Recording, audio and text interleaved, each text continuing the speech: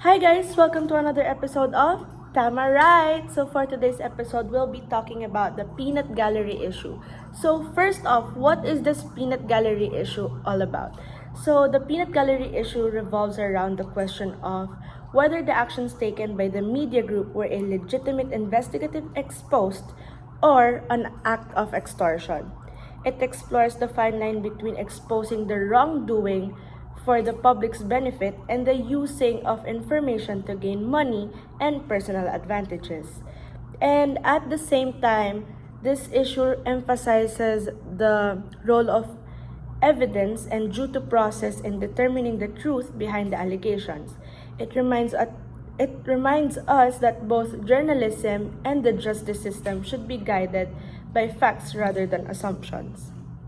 So, what makes the peanut gallery issue ethically important? So, the peanut gallery raises serious ethical concerns, and among them is the extortion, in which people demand money to harm someone's reputation. Whether the claim is true or not, as media professionals, you must follow journalistic ethics and respect an audience with diverse views. Aside from that, we have misuse of press freedom. Journalists take their time to research, fact check, and keep updated with societal issues, whether or not PGMN is proven guilty of extortion. As a social media platform, you are not supposed to engage in secretive cash transactions. The whole idea of why you created the platform is for you to let the general public stay updated what is happening in our society, present the truth, and avoid deceptive framing. Another ethical concern is disinformation and public manipulation. Yes, we are free from sharing what we know about a certain issue, but we cannot just say things without studying or researching about it. We still need to have evidence to prove that what you are sharing is right. Our next question is in relation to with our topic before. How does virtue ethics help us analyze issues beyond what is right or wrong? So, virtue ethics plays a crucial role for this issue since it shifts the focus from legal guilt or moral character of the people involved. They were also swallowed by greed for accepting the money that the NBI offered, and they also lacked what journalists should have, for they relied on social media influencers rather than trained professionals in the field. This way, they deceived their audience into thinking that what they were sharing are facts and are reliable. So, what virtues do you guys think that these media practitioners should have? Honesty is one virtue. Media practitioners must report truthfully and avoid deceptive framing. They should base public claims on verified facts, not on manipulative language that could steer sentiments without evidence. For me, it's justice, since journalists should prioritize the public's right to know over personal gain. So fairness means providing information and that the public that the public deserves.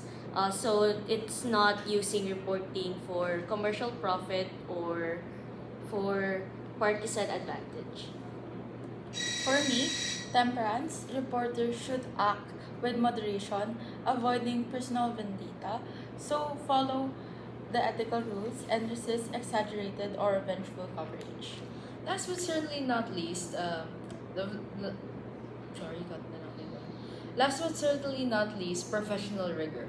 Excellence requires commitment to standards, verification, and editorial reviews.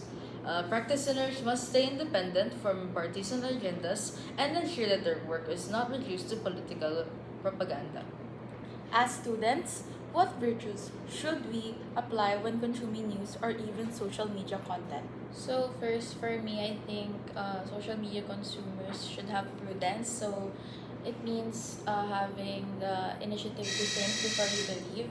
So of course, as a news consumer, we should pay attention to who is behind the story and why they might be making the story or sharing it. So we should learn to tell the difference between edited and fact-checked news, and also we should learn how to differentiate quick shared posts by personalities who may not follow journalistic experiences.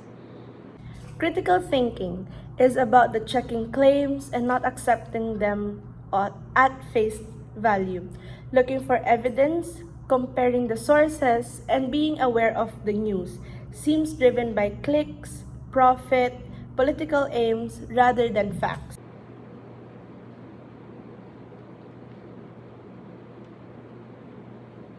Intellectual honesty and independence. It asks you to be willing to change your mind when the evidence says so. Don't stay inside comfortable information bubbles and seek different perspectives, and avoid repeating narratives you haven't verified yet. So for me, the virtue is temperance because it helps us to avoid being used.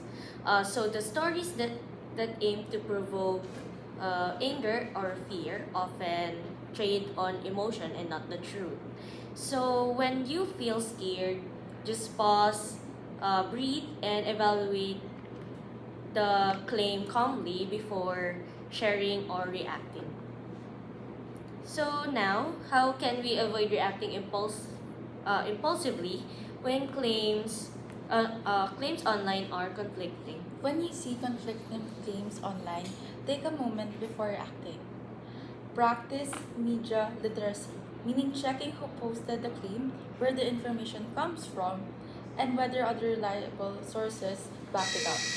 Ask yourself, who benefit if the story spreads, and whether the language is meant to provoke an emotional response. Being prudent here is simple. Just pause, verify, and then decide. That small habits keeps you from making mistakes and help you respond more fairly and thoughtfully. So, to conclude this episode and to summarize everything that we've talked about, so we've analyzed the ethical controversy, including the Peanut Gallery Media Network, and we focused on whether its actions constituted a legitimate investigative expose or criminal extortion involving unverified claims and secretive financial transactions. Utilizing virtue ethics, we highlighted the severe erosion of professional journalism when practitioners prioritize personal greed over truth, disinformation over fact checking, and influencer tactics over objective reporting. To counteract public manipulation, we argued that the media professionals must uphold the virtues of honesty, justice, temperance, and professional rigor, while media consumers must practice prudence, critical judgment, intellectual honesty, and emotional restraint by pausing to verify the sources before reacting to online information. Okay, guys, so that is it for this episode, and we'll see you guys next time. And this is Tama Right. Bye!